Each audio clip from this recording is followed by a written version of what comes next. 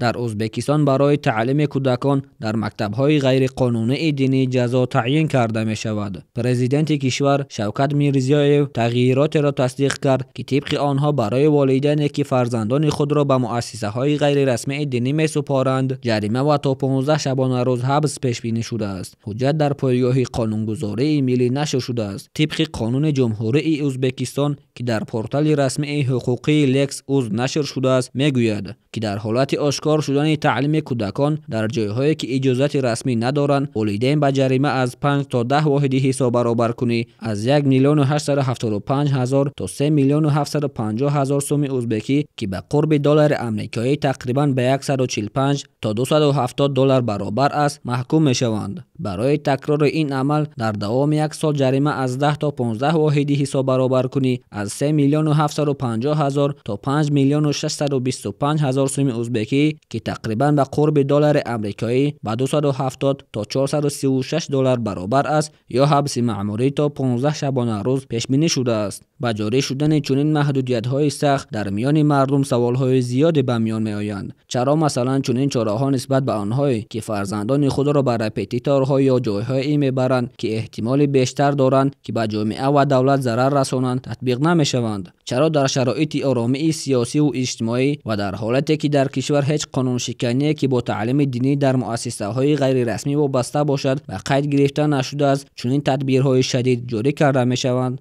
آیا دولت حق دارد که به تربیت فرزندان مردم با چنین شیوه سخت دخالت کند و والدینی که با سختی روزگار می‌گذرانند با جریمه‌های کلان و حبس محکوم نماید؟